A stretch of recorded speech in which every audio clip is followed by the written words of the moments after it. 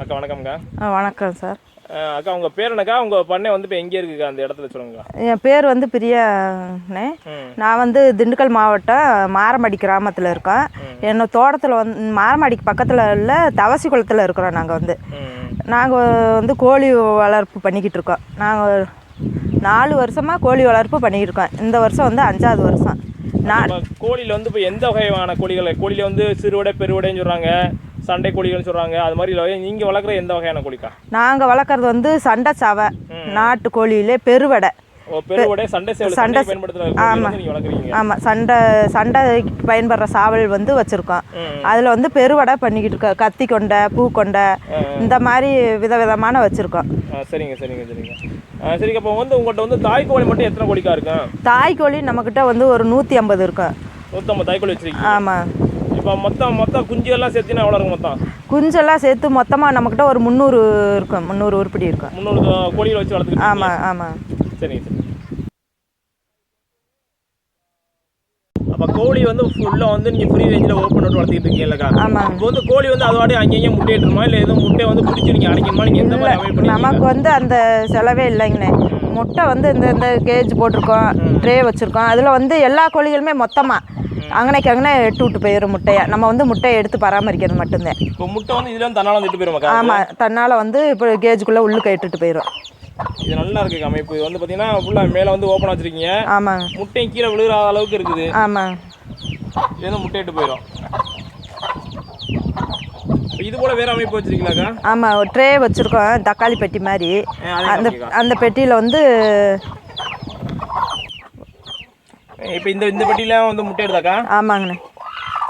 இப்போ இந்த மாதிரி ட்ரே வச்சுருவீங்க? ஆமாம், இந்த ட்ரேவில் வந்து அது பாட்டுக்கு முட்டை இட்டுட்டு போயிடும். நாங்கள் வந்து எடுத்து வச்சுக்குவோம். ஓ சரிங்க சரிங்க சரிங்க.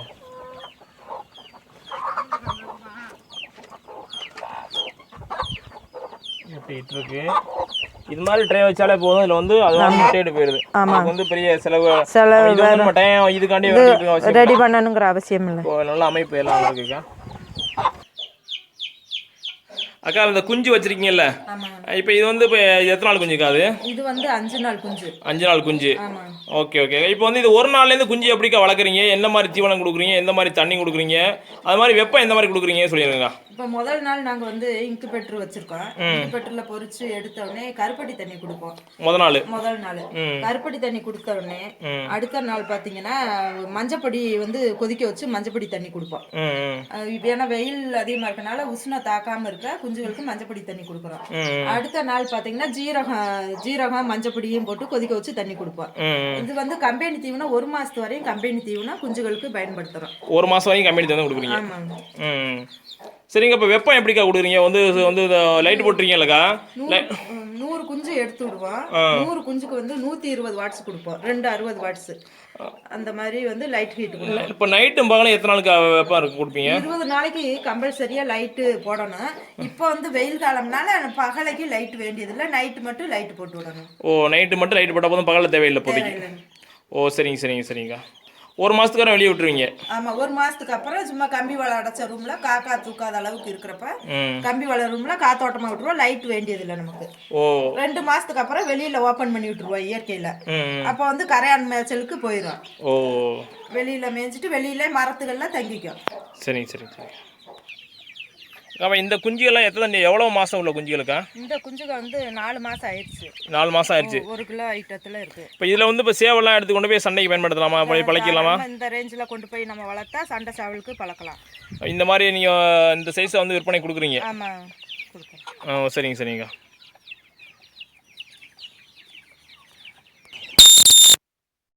குஞ்சுதா கோழி இது மாதிரி கட்டி போட்டு கயரில் போட்டு? ஆமாங்கண்ணே. இது வந்து பாத்தீங்கன்னா குஞ்சை காப்பாத்துறதுக்காண்டி மத்த கோழி குஞ்சுகள் சின்ன கோழி குஞ்சுகளை விரட்ட ஆரம்பிக்குது. மத்த குஞ்சு வந்து விரட்டி கொத்துமா? வந்து இதை அந்த இடத்த விட்டு போகாம குஞ்சுகளை பாதுகாத்துட்டு அதே இடத்துல இருந்துக்கும். ஓ, அது மாதிரி குஞ்சுகள் வெளியில ஓடாது? ஆமா, தாயோட இருந்துக்கும். ஓ சரி சரி. அப்ப அதனால இந்த கோழி வந்து கட்டி போட்டுருக்கீங்க? ஆமாங்க. அது மாதிரி குஞ்சுத கோழி எல்லாமே இது மாதிரி கட்டி போட்டு வளர்த்தா நம்ம வந்து வேற குஞ்சுகளுக்கு பாதிப்பு இல்லாம இருக்கும். வேற கோழிகளை விரட்டி கொத்தாம அதே இடத்துல இருக்கும். அப்படி விட்டோம்னா என்னன்னா கொத்தி அந்த குஞ்சில கொண்டுருமாக்கா? அப்படி எல்லாம் எதுவுமே செய்யாது. குஞ்சுகளை தானே பாதுகாத்துக்க. இல்லக்கா, இது வேற குஞ்சில வந்து இப்படி கட்டாம விட்டோம்னா, கட்டாம விட்டுட்டா வேற குஞ்சுகளை துரத்தி கொண்டு போய் கொன்றும். கொத்தியன்னு. ஓ சரி சரி, அந்த விரட்டிக்கிட்டு இருக்கு போவே. ஓ சரிங்க சரி, நல்லா பாதுகாப்பாக இருக்குது. தண்ணி ஏற வச்சுருங்க இந்த மாதிரி. ஆமாம், தண்ணி ஏற போட்டுட்டோம்னா அது வந்து இங்கே இருந்து சாப்பிட்டு. முருங்கைக்கீரை போட்டு நல்லா சாப்பிடுதாக்கா? இப்போ ரெகுலராக போடுவீங்களாக்கா அது? ஆமாங்கண்ணே, டெய்லி வந்து முருங்கைத்தலை ஒடிச்சு போட்டுருவோம். இதுக்காக முருங்கை மரம் வளர்க்குறீங்களா? முருங்கை மரம் இருக்குது, அதனால் கீரைகள் நிறையா இருக்கிறதுனால டெய்லி வந்து இந்த ஒடிச்சு போட்டுருவோம். அதை எல்லாமே கொத்தி சாப்பிட்டுக்குவோம் கீரைகளை. ஓ சரி, கீரை வந்து பசங்களை சாப்பிட்றது வந்து வெயில் காலத்துக்கு நல்லது. அரைக்கீரையும் வந்து நாங்கள் டவுனுக்கு வெளியில் போகிறப்ப அகத்திக்கீரையும் வச்சிருக்கோம், அகத்திக்கீரையும் பயன்படுத்திக்குவோம். அரைக்கீரை வாங்கிட்டு வந்து நறுக்கி சின்ன சின்னதாக நறுக்கி கோழிகளுக்கு போட்டுருவோம்.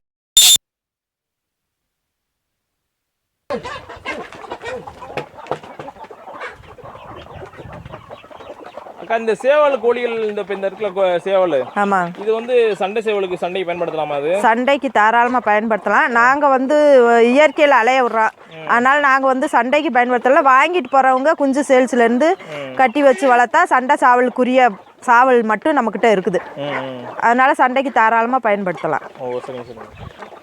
அப்போ இந்த இப்போ நாட்டு கோழிகளுக்கு வந்து வெள்ளை கழிச்சல் நோய் வந்து முக்கியமான ஒரு நோய் சொல்லும் போது, அப்போ அந்த நோய்கள் வராமல் இருக்க இயற்கை முறையில் எந்த மாதிரி மருந்துகள் பயன்படுத்திக்கிட்டீங்க? இயற்கையில் பார்த்தீங்கன்னா மஞ்சப்பொடி, சின்ன வெங்காயம், வெள்ளைப்பூடு, மிளகு, சீரகம், கீழா நெல்லி இதெல்லாம் அரைச்சி வந்து தீவனத்தில் பிரட்டி வச்சுருவோம். நோய் வந்த கோழிகளுக்கு வாயில் வந்து உருண்டையாக உருட்டி 2 நேரமும் போட்டு விட்ருவோம், காலை சாயந்தரமும். அது மாதிரி 2 நாள் 3 நாள் பயன்படுத்தினாலே அந்த வெள்ளைக்கழிச்சல் வந்த நோய் கோழி உடம்பு சரியாகி நல்லா நார்மலுக்கு வந்துடும். சரிங்க சார், நல்ல அக்கா, இது வந்து சின்ன கூரை அமைப்பு மாதிரி போட்டு வச்சிருக்கீங்களா? இது என்னதுக்கா? இது வந்து எப்படிக்கா அமைப்பு வச்சிருக்கீங்க? இது எதுக்காக வச்சிருக்கீங்க? இது வந்து நிழல் பத்தாத மரங்கள் அதிகமாக இல்லாதனால நிழலுக்காண்டி இந்த மட்டைகளை 2 ஆலப்பலா கல் வச்சு குச்சி வச்சு இந்த மாதிரி நிழல் அமைப்பு கொடுத்துருக்கோம். கீழே வந்து தண்ணி அடிச்சு விட்ருவோம். இப்போ வந்து 2 காலாப்பலா கல் வச்சிருக்கீங்க. ஆமாம், 4 பக்கம் வச்சு மேலே வந்து 2 கம்பு ஃபுல்லாகவே கம்பை போட்டு விட்டு இந்த மட்டை கூரையாக போட்டு விட்றீங்க. ஆமாங்க, தென்னை ஓலைகளை வந்து வெயிலுக்கு வந்து அடைஞ்சிக்கு வெயில் குளிர்ச்சியாக இருக்கும். ஓகே ஓகே, இது எல்லாமே இந்த இடத்துல பண்ணி இது வந்து ஒரு இடத்துல ஒன்றும் போல நிறைய 2-3 இடத்துல இந்த மாதிரி போட்டு வச்சிருக்காங்க. ஆமாம், இது வந்து நல்ல ஒரு வெயிலேருந்து கோழியில் தப்பிக்கிறதுக்கு நல்ல ஒரு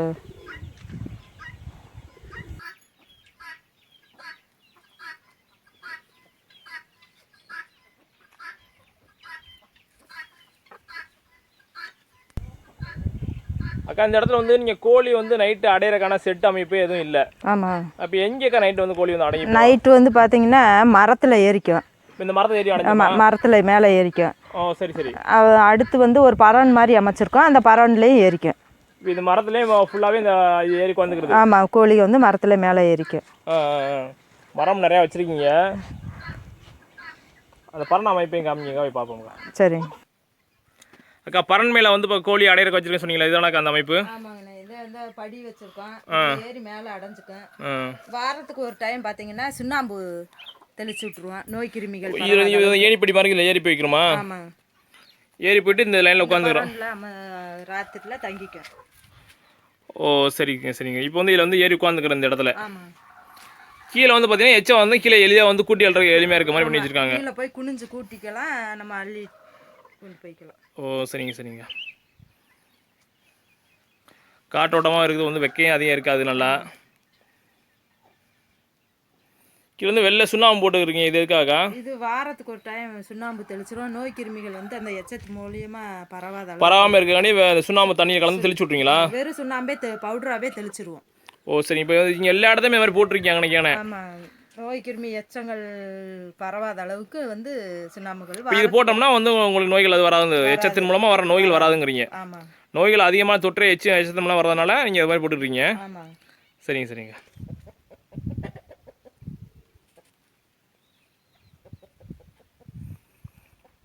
கோழி வந்து இங்கே அடையிறக்காண்டி நல்லா தண்ணி தெளிக்கிற மாதிரி ஸ்ப்ரிங்க்லர் வச்சுருக்காங்க. அதில் தண்ணி போட்டு விட்டாங்கன்னா தண்ணி ஸ்ப்ரே அடிச்சிடும், அதில் ஈரப்பாயிரும். அதில் வந்து நைட்டு ஃபுல்லாக வந்து வெயில் எடுத்து படுத்துக்கிறது. அது நல்லா பெருவிடை கோழிகள் அருமையாக இருக்குது. அக்கா, இப்போ தோட்டத்தோட இந்த புறாவையும் வளர்த்துக்கிட்டு இருக்கீங்க. இப்போ இந்த புறாவில் வந்து இப்போ என்னென்ன புறாக்கள் இருக்குதுக்கா? அது இது வந்து ரோமபுரி புறா, பூட்ஸ் கால், பெருஞ்சாதி புறாக்கள். இது வந்து பெருசா நம்ம வந்து தீவன செலவு இல்லை நமக்கு. ஓ சரி சரி. தோட்டத்துக்கள்ல போய் மேய்ச்சிக்குது, அதனால இது வந்து ஒரு சின்ன வருமானம் நம்ம கை செலவுக்கு தனியா ஒரு உதவியா இருக்குது, நல்ல வருமானம் கிடைக்குது. இதில் வந்து எத்தனை புறா ஆரம்பத்தில் வாங்கினா விட்டீங்கக்கா? புறா வந்து ஒரு 4 ஜோடி வாங்கியிருப்போம் ஆரம்பத்தில் 4 ஜோடியிலேருந்து இன்னைக்கு வந்து 100 புறாவுக்கு பக்கமாக இருக்குது. 100 புறாக்கு இருக்குது. ஆனால் நீங்கள் எந்த தீவனம் கொடுக்குறதுலாம் இல்லை? தீவனம் இதுக்கு தனிப்பட்ட முறையில் எந்த கவனிப்பும் இல்லை. இது வந்து இயற்கையில் போய்